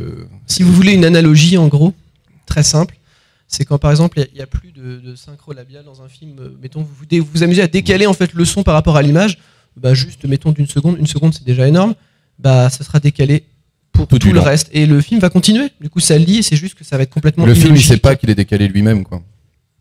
Voilà, c'est ça la désynchro, la hantise. La hantise du Tool Assisted Speedrunner. On dit souvent que c'est de la faute d'Adélicate. Ne me demandez pas pourquoi, c'est de la faute d'Adélicate. Voilà, donc du Tool Assisted Speedrun au Tool Assisted Speedrun avec contrainte. Donc c'est un élargissement, parce que comme on disait au départ, le truc le plus classique, c'est terminer le jeu le plus rapidement. Mais ça suffisait pas à certains, et théoriquement il s'est développé un certain nombre de choses très intéressantes. On a varié en fait les formes du speedrun. Alors, bon, je vais vous faire ça, c'est assez rapide là. Quand vous êtes en Tool Assisted Speedrun, on peut faire des variations. Ça serait un peu stupide, par exemple, sur un jeu 2 joueurs, de considérer que la run la plus rapide, c'est que sur 2 joueurs. Vous pouvez aussi la faire par exemple, on a un joueur. Voilà, Tic et Tac, Chip and Dale sur NES. Voilà, c'est fort. Wow. Mais c'est un peu. Voilà la run un joueur, qui est une run très ancienne. Vous voyez, c'est écrit Biscuit. C'est l'ancienne, c'est un très très vieille run. Et puis il y a bien évidemment la run. À l'époque où il travaillait encore. On voit plus beaucoup là. Voilà. Et la run de joueurs. Voilà, donc elles sont pas en conflit, je veux dire, il n'y en a pas une qui est mieux que l'autre, elles sont différentes. Et à tel point que c'est deux catégories spécifiques. Si vous allez sur TAS Vidéo, vous verrez les deux runs. Elles ont des noms différents. Là, un player run, la 2 player run, etc. Donc, tout est indiqué dans le nom en général. Voilà. Donc la run la plus rapide avec un personnage en particulier, bah, c'est très simple. Hein. On vous l'avait déjà montré dans 80 miles à l'heure. J'avais un peu la flemme, donc j'ai pris l'émission. En fait, il s'agit de 2 runs séparés. Oui, c'est la version commune. Ah oui, c'est le même. Comme ça, on peut 4. Il ne savait pas exactement quel était le personnage. En gros, voilà, c'est classique. Donc, même s'il y a très peu de jeux de versus qui sont faits en TAS, parce que c'est pas forcément les jeux les plus intéressants à faire en tout l'assisted speedrun. Là, c'est donc le cas. Voilà, c'est une course entre Zangief et Ken, savoir qui va être le plus rapide. Non, je demande l'avis à ceux qui n'ont pas vu la run, évidemment. Au niveau maximal de difficulté, il faut le préciser. Ouais. Et en gros, voilà. Je coupe, t'inquiète. Pour ceux qui ont vu aussi pareil le Doki Doki Panic, le faux Mario Bros 2, c'est pareil. Vous avez différents persos. Donc en gros, chaque personnage a sa run. Hop, les runs modifiés. Donc ça, on vous en a déjà montré. C'est le fameux Super Demo World. Donc voilà, ça c'est aussi, on va dire, une condition de départ particulière si vous utilisez un jeu hacké, tout simplement. Et qui fait partie d'une nouvelle catégorie. Voilà. Vous n'êtes pas en train de faire c'est un nouveau jeu, quoi. Vous le spécifiez. Voilà, vous le spécifiez parce que, heureusement que vous le spécifiez parce que c'est quand même un jeu complètement différent du Mario World, même si ça utilise le même moteur graphique et physique. Alors, à avoir aussi, juste petit point, la plupart du temps, quand les gens font des hacks, c'est souvent du level design, comme on disait. Les gens s'amusent rarement à changer la physique parce que c'est souvent ce qui fait l'esprit d'un jeu. Après, ça peut arriver que les gens le fassent. C'est indiqué dans la description du jeu, mais souvent, les gens vont considérer que c'est un autre jeu, quoi, parce qu'un jeu, c'est avant tout une physique, un gameplay, certes un level design, mais ça, c'est ce qui va faire le jeu spécifiquement, quoi. Voilà, c'est vrai que ça serait un peu bizarre de changer la physique. Ah, ça, c'est le grand classique. Ça, il y a eu ça dès le départ du Tout l'assisted speedrun. C'est l'opposition entre la run classique, terminer le jeu vite, et terminer le jeu vite en prenant tous les items, faire le 100%. Ouais. Peu importe comment sont comptés les 100% dans le jeu. Donc voilà, ça c'est la soumission de Super Metroid de 100% en 1h08. Et la run low %, donc c'est une autre run de Metroid, mais c'est Metroid Fusion sur GBA qui est fait à 0%. Ça vous montre bien l'exemple du low %, quoi. Là, il prend rien en fait. Historiquement, c'est quelque chose qui est arrivé beaucoup plus tard. Parce que autant le 100% on conçoit, on se dit s'il y a deux manières de jouer au jeu, il y a jouer, on va dire, pour aller vite et le compléter comme on ferait dans un RPG avec les quêtes annexes. Mais là, le low %, quand c'est arrivé, ça a fait rire tout le monde et tellement rire tout le monde que ça s'est multiplié dans tous les jeux. Ça devient une contrainte énorme. Imaginez un jeu, vous êtes censé avoir telle chose, vous vous en privez et du coup, ça devient un puzzle très complexe. Le classique high score. Alors ça peut paraître bizarre de faire du high score, mais en gros, c'est de faire le plus rapidement possible. Par exemple, dans Tetris, 999 999 points en 3 minutes 11. Dans Tetris sur NES. Donc son but du jeu, ça a été de faire ça. Et là, c'est beaucoup de manipulation de la chance, justement, pour obtenir les pièces qu'il faut et pas celles qui vous ennuient. Dans Tetris, c'est très pratique. Et il y en a encore des variations, vous inquiétez pas. Il y a aussi les variations des modalités de jeu. Je veux bien que tu... Voilà, ça c'est un peu plus annexe, mais c'est souvent une sorte d'objectif quand on n'a pas le choix. Typiquement, voilà, les espèces d'auto-scroll dans les shmups. Vous pouvez pas aller plus vite, ça a très peu de sens, vu que même si vous jouez bien, vous n'irez pas plus vite. Alors, c'est à nuancer, parce que il y a quand même des tasses de shmup, mais les gains de temps sont pas énormes. Il va y avoir des gains de temps sur les ralentissements. Par exemple, tuer les ennemis vite, ça permet d'éviter les ralentissements, parce que souvent, les machines, il y a tellement d'ennemis à afficher, à animer que les machines d'époque ralentissaient. Donc du coup, on essaie de prévenir les éventuels ralentissements et comme il disait, on tue les boss vite. Très très vite. Très très vite. Et ça fait partie d'un autre type de run aussi, celle de Gradius. C'est les runs no damage, c'est-à-dire qu'il ne prend pas de dégâts. Dans la plupart des runs, il faut bien voir que prendre des dégâts, c'est super pratique, ça vous fait gagner du temps. Quasiment... Je sais pas combien de runs en fait ne prennent, s'il n'y a pas écrit take damage to save time. Donc voilà. Prendre des dégâts pour sauver du temps, c'est quasiment tout le temps le cas en fait. Ça justement, historiquement c'est très intéressant, ça exemplifie l'évolution de la philosophie du Tool Assisted Speedrun. C'est-à-dire que au début, dans le TAS, il y a eu très rapidement des runs no damage, notamment dans les beat'em all et autres. En gros, parce que ça avait l'air intéressant, les gens se disaient que ça donnait l'impression de bien jouer. Enfin, je veux dire, très spontanément, on se dit, oh, il s'est pas fait toucher, c'est un PGM ou ce genre de choses. Et ça a disparu parce que finalement, comme le but c'était d'aller juste vite au jeu, il s'est avéré que dans quasiment tous les jeux, prendre des coups, ça fait gagner du temps parce qu'on se fait éjecter, parce qu'on a des frames d'invulnérabilité ou plein de choses. Donc voilà, on le mentionne. Il y a eu quelques runs de Megaman où ils en ont fait 2. Il y a une run no damage et une run avec damage. Mais ça reste quand même, il y en a très très peu sur, c'est vrai que c'est surtout très peu, sur tasvideo.org. Là, c'est très valable parce que c'est un shmup. Quoi. Ouais, là, ça aurait aucun temps. C'est un cas un peu particulier, le Gradius. On ne peut pas perdre une vie sinon on perd trop de temps. Surtout, on perd toutes ses armes.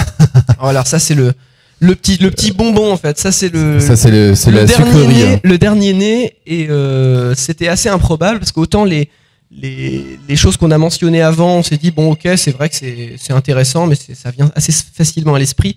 Il y a des gens qui sont allés encore plus loin dans les runs alternatives. Ils se sont dit bon bah c'est bien beau de jouer à un jeu, mais si je pouvais jouer avec une contrainte que je me fixe de manière complètement gratuite, ce serait super sympa. Du coup le jeu est très différent. Et là, je sais pas si vous connaissez ce jeu, c'est Contra 3 Super Pro Protector. Arrête de penser qu'ils connaissent pas les jeux. Hein. Moi, je suis sûr que vous connaissez tous Super Pro Protector ou Contra 3. Oh non, je suis sûr qu'il y en a plein qui connaissent pas. Je suis désolé, ils osent pas lever la main. Mais tout le monde n'a pas joué à Contra 3, non, ça, on me fera pas croire ça, quoi. En tout cas, ils l'ont pas tous fini, ça, j'en suis sûr. Oui, c'est très très difficile.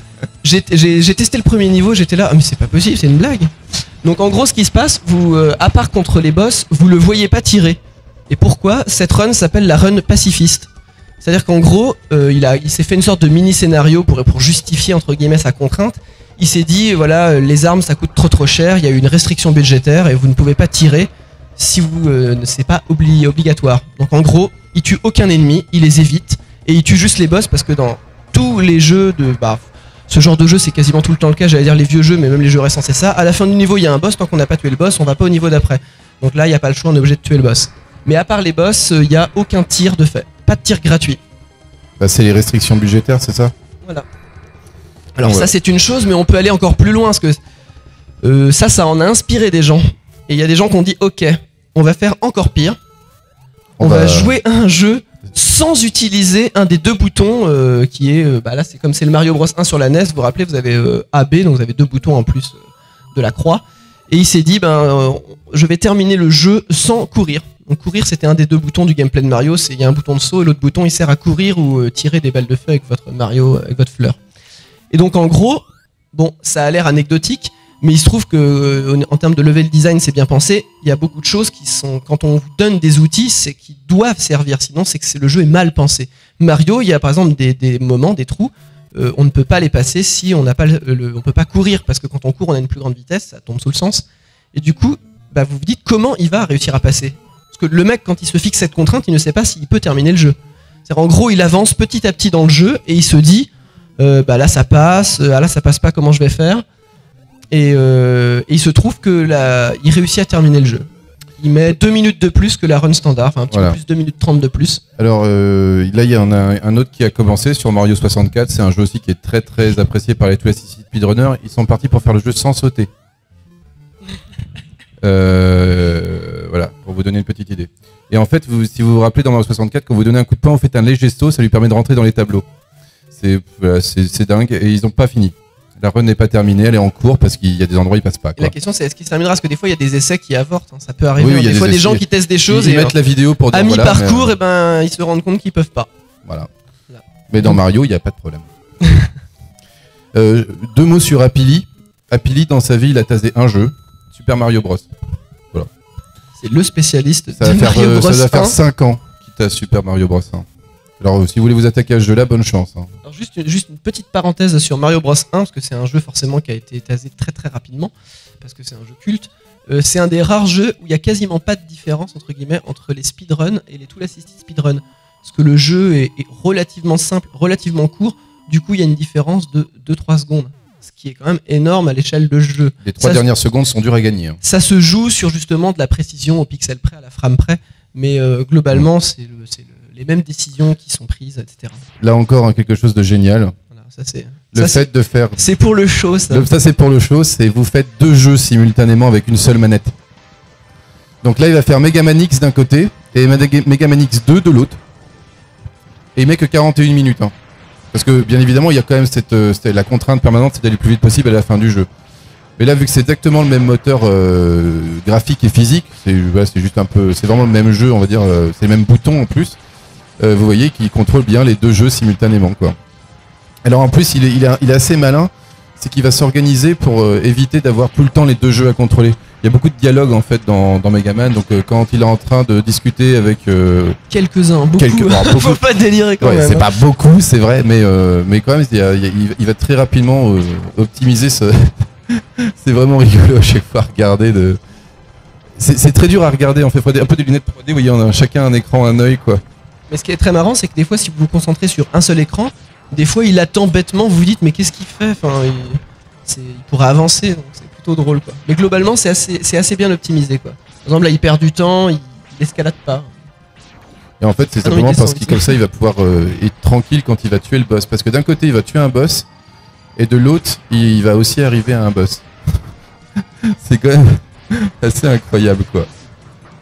J'adore le fait de tuer un boss en même temps. Vous voyez, il se prend des coups en bas et il a raison de se prendre des coups parce qu'il faut qu'il ait le moins d'énergie possible.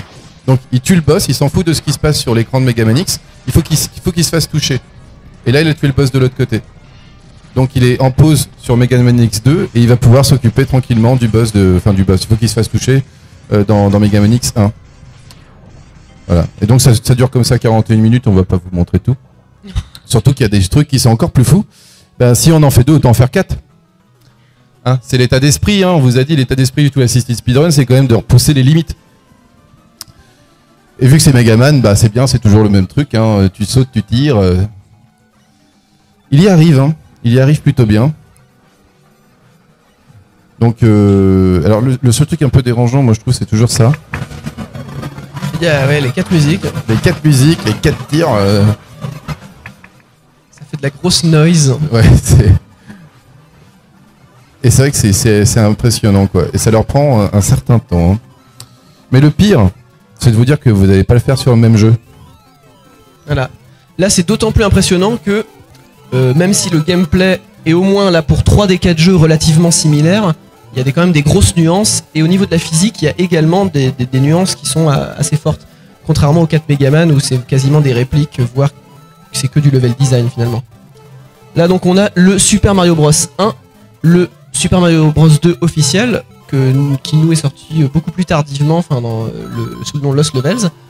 En bas à droite vous avez le Mario Bros 3, archi connu, et en gauche vous avez le Doki Doki Panic, sorti sous le nom de Mario Bros 2 chez nous. Et donc c'est surtout en fait la grosse contrainte de cette run, c'est le Mario Bros 2 Doki Doki Panic, parce que le jeu n'étant pas un Mario à la base, il est vraiment différent. Notamment, vous avez pas forcément Mario, vous avez Luigi, son saut est complètement hallucinant, enfin il reste très longtemps en l'air quand il saute, la gravité pas tout à fait la même, enfin voilà, il y a des grosses nuances et donc du coup c'est pas évident. Ils sont forts, hein.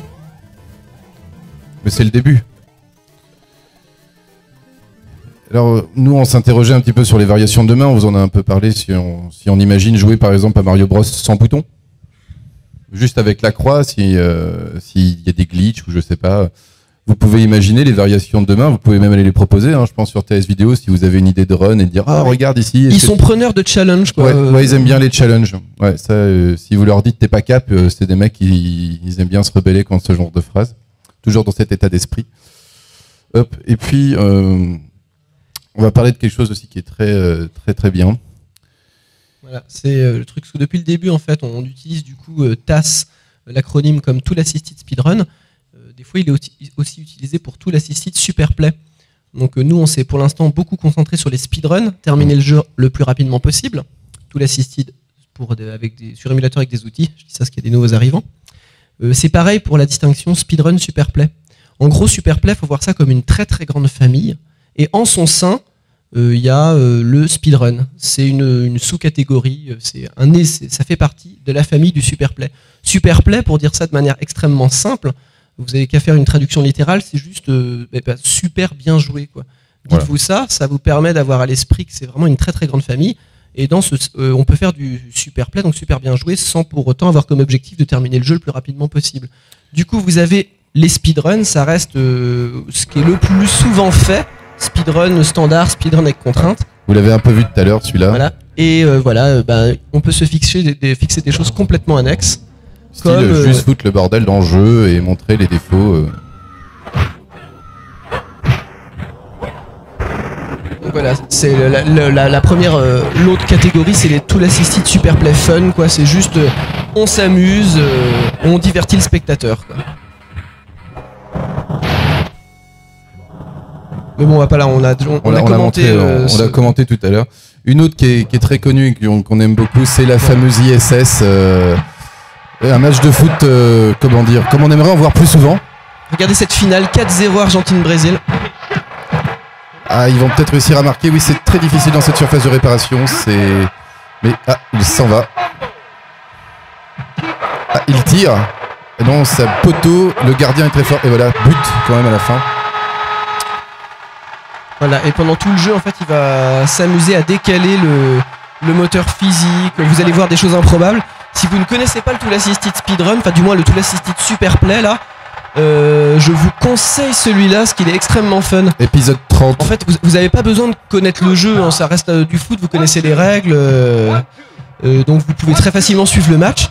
Donc les actions qui vont se passer sont délirantes, mais c'est surtout que le jeu va se mettre à délirer, les gens vont se mettre à tirer contre leur camp, il y a des buts qui vont pas être comptés, les arbitres vont faire des choses complètement illogiques, parce qu'il va constamment essayer de trouver, d'exploiter les failles du jeu. Donc il y aura plein de choses improbables. Comme ça. Regardez, il est... Et c'est la console, elle sait pas quoi faire là. Et voilà. But contre son camp. Pas classe. Si vous voulez voir la run en entier, il n'y a pas de problème. 80 miles à l'heure, épisode 30. Sur Dailymotion. Sur Dailymotion et YouTube maintenant. Ou sur le blog. Voilà. Alors, le super play artistique. Hop. Alors ça c'est Tetris. Fait par Baxter. Baxter il fait beaucoup de play around comme ça. Et là en fait il fait une texture. Voilà. Moi j'ai envie de leur lancer un défi, c'est de faire le visage de Mario. Comme ça. Alors je vais vous montrer un petit peu ce que ça donne à la fin. Là. Parce que là ce qui est très rigolo, c'est un petit peu, c'est qu'on se dit au début mais qu'est-ce qu'il fait?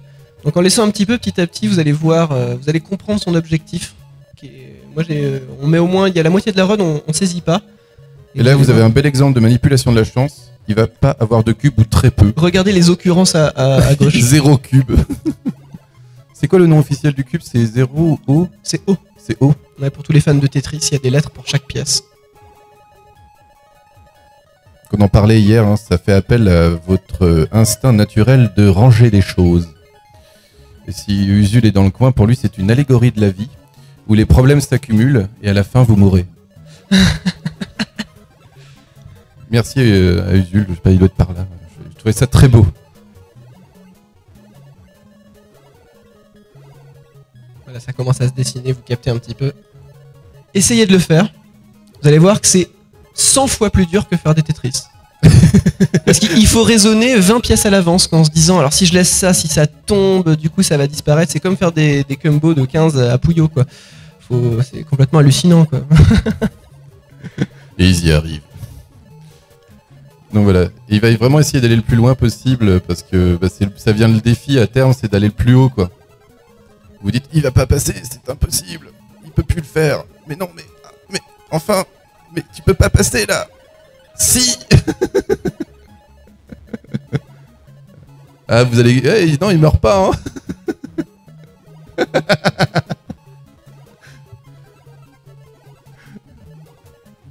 Et voilà. C'est la fin. Autre chose,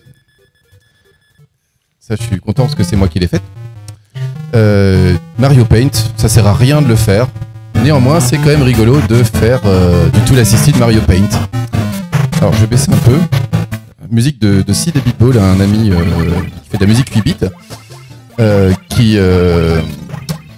J'aime beaucoup ce morceau, hein, très connu. Et en fait, le principe là, c'est je travaillais avec un gars qui s'appelle Alden, qui est un Twisted Speedrunner.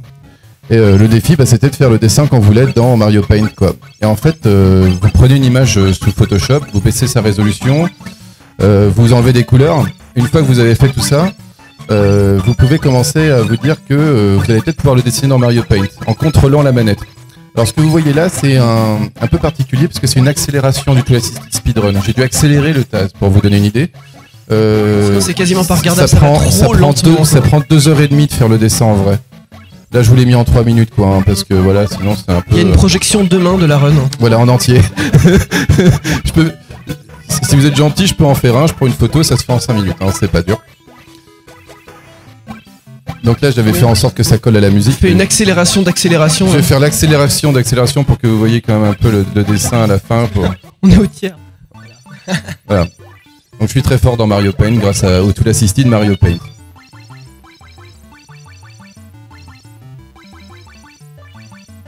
C'est vrai que c'est très lent, mais bon, hein, c'est Mario Paint, hein, on peut pas tout faire. Hein.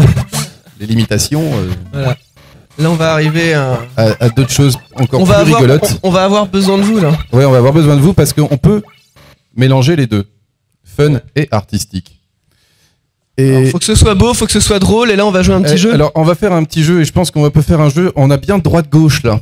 Alors est-ce que tu veux qu'on fasse... Par contre, derrière, du coup, vous allez voir. Mettez-vous un peu par là, entre les deux parce groupes, que là en fait. c'est vraiment important. On va compter les points.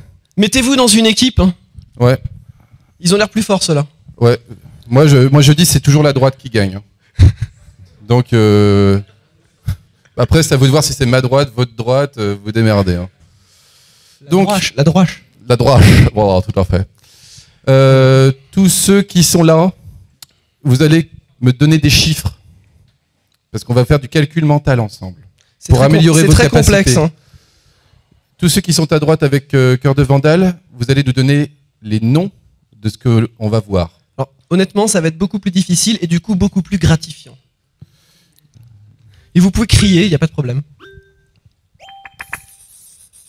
Attention, c'est combien ? À crier, je vous entends pas assez. Bien. Bravo.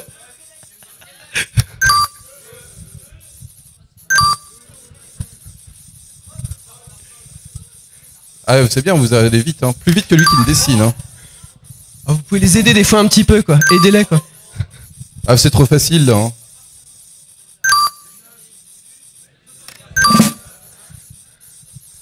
Non, maintenant, ça peut être l'équipe qui donne le plus vite la réponse.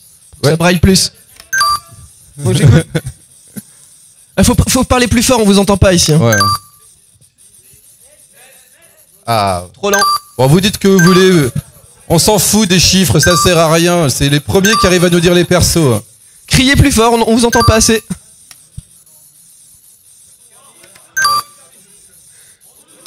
Ah, ça les Pokémon, hein, ça marche. Hein. Yoshi, GG, c'était dur.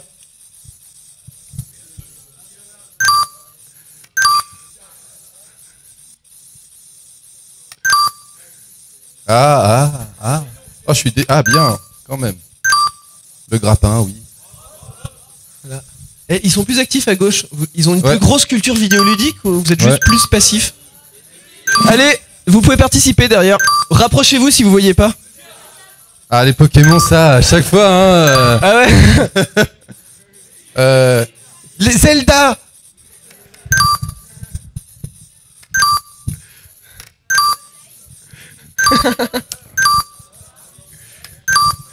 Là, il y a des gens réactifs, ça c'est bien, il y a des nouveaux arrivants.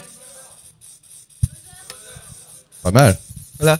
Ah, ça y est, ils s'endorment à gauche maintenant, c'est bon, ils ont tout donné, ils ont donné 3 Pokémon, il n'y a plus personne. Oui, il continue de compter. Ah, Ganon, il est beau là.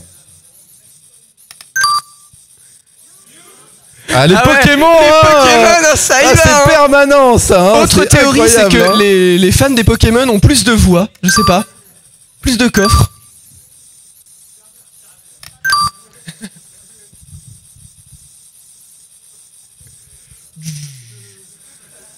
Ah, c'est pas un Pokémon.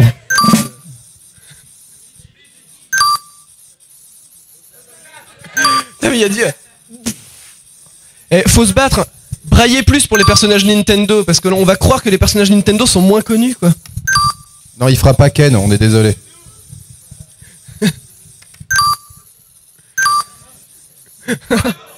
Ah. Voilà, faut crier. Ah.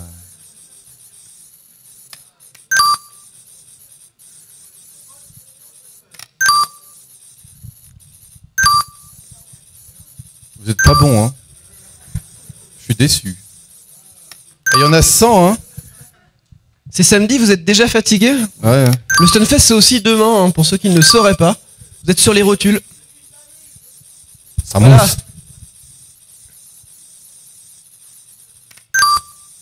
Non, c'était pas Samus, c'était 24. Oh, ouais. Non, mais il faut dire, même quand c'est évident. Non, mais ils disent que les évidences pour l'instant, hein, donc. L'arc. Ouais. Voilà, c'est bien, il y a encore des gens qui suivent là. Un Pokémon, voilà. La prochaine fois, on fera une run sans Pokémon, ce sera beaucoup plus difficile. Voilà. Ou alors que Pokémon, comme ça ils vont tout trouver.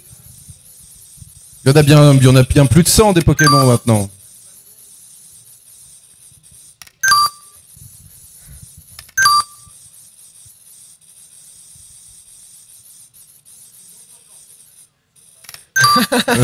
J'aime bien le pas monstre mal, pas blanc, mal, ouais.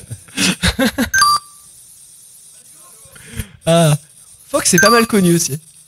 Ah, c'est le Vegeta de Star Fox. Voilà, un Pokémon, hein.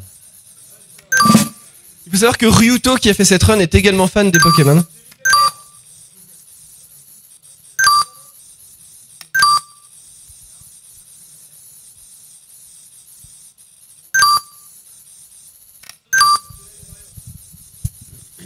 Ah, celui-là, il est génial. Voilà. Ah, il y en a des très durs, hein, certains dans la run. Ah, pas ça, par contre. Bah, c'est un Pokémon. Et voilà. Voilà. Donc Ryuto, il est très fort. Il arrive à faire des choses vraiment incroyables en Tool Assisted Speedrun, et en particulier ça. Il fait plein de trucs intéressants, ce gars-là. Il a commencé à faire le task de Brain Age 2, et il s'est attaqué à la musique. Et là, ça va bientôt être la fin parce que je vois le temps. Oui, bah c'est bien, regarde. Et on doit commenter un C'est épisode écrit live juste conclusion. après avec Usul qui va nous rejoindre. Et en conclusion, on a quelque chose à vous montrer qui est très récent, qui est très important, qui s'appelle le Nesbot. Et le Nesbot, en fait, c'est un peu comme le rêve du Tool Assisted Speedrun pour tous ceux qui disent que c'est cheaté, que c'est impossible sur une vraie machine. Eh bien, c'est possible sur une vraie machine grâce à cet petit outil. Alors pour ceux qui s'intéressent, c'est fait avec un Arduino qui va en fait... Vous vous rappelez du re-record, ça fait des movie files, ça édite les touches à la frame près. Eh bien, il a réussi à faire en sorte de contrôler un vrai pad au moment où vous déclenchez la manette et qui liste ce X-editing de vos touches à la frame près. Le gros problème, c'était des problèmes de synchronisation. Il a réussi à régler le problème. Vous pouvez appeler des désynchros. Et donc voilà, vous avez le Tool Assisted Speedrun d'Apili de Mario Bros dans une vraie NES. Ils ont réussi à lancer beaucoup de Tool Assisted Speedrun sur de vraies machines. Il y en a une dizaine à peu près maintenant qui ont été lancés comme ça dans des vraies machines et qui ont donc rajouté un petit logo sur TS Vidéo pour Verified, pour être sûr que la run est vraiment valable. La NES, ça s'y prêtait très bien et ça prouve quelque chose aussi très important, c'est la véracité des émulateurs. Voilà. Ce qu'il faut avoir en tête aussi quelque chose, on n'a même pas cité cette phrase clé, parce qu'on la répète tellement souvent qu'on a l'impression de radoter. C'est une phrase clé dans la philosophie du Tool Assisted Speedrun, c'est ce qui est faisable sur émulateur est faisable à la manette, est faisable à la console. En gros, c'est constamment, c'était dit, et c'était du genre prouve-le-moi par défiance, et maintenant, voilà, il y a cette preuve qui a fait beaucoup jaser dans la communauté, donc c'est voilà. plein et de vu débats. que je suis le pro Sega, je travaille à faire ça sur Mega Drive pour valider des tests sur Mega Drive. Alors on commence. Ça intéresse moins de gens évidemment, mais bon, pour ceux que c'est ça. Il y a des fans de Sonic dans la salle? Qui préfère Mario? Voilà. Donc voilà, juste une dernière chose. Donc, on a des DVD à vendre de 88 miles à l'heure et je précise que l'argent que l'on gagne à présent, vu qu'on a réussi à s'acheter une nouvelle caméra, va à tasvideo.org pour payer les serveurs, pour payer tout ce qui fait que la communauté arrive à survivre. Donc voilà, si ça vous intéresse, vous venez nous voir et puis on sera ravis de vous vendre un DVD avec nos belles signatures dedans et tout. Une dernière chose aussi, nous on attend avec impatience le développement des IA. Ce serait une nouvelle manière de faire des jeux. Alors c'est juste une esquisse, ça se fera pas les prochaines années. L'idée serait de développer des IA de manière indépendante par rapport aux jeux et ensuite de faire jouer ces IA aux jeux pour voir comment ces IA, en fonction de leur profil, de leurs paramètres, etc., joueraient au jeu. Et ça créerait une sorte de troisième catégorie. Ce serait ni un speedrun, ni un tool assisted speedrun, mais un IA speedrun ou ce genre de choses. Et ce serait assez intéressant. Mais bon, ils y travaillent, ça reste que le futur. Effectivement, des gens y travaillent. C'est dans le laboratoire. Et voilà. Donc ça viendra. Au moins, ça serait intéressant. Voilà. Et on voulait souligner ça. C'est en cours. On est très contents. C'était donc. Désolé, c'est presque trop cœur de Vandale. Voilà. Et on remercie Rayas qui nous a fait le tool assisted speedrun que vous avez pu voir.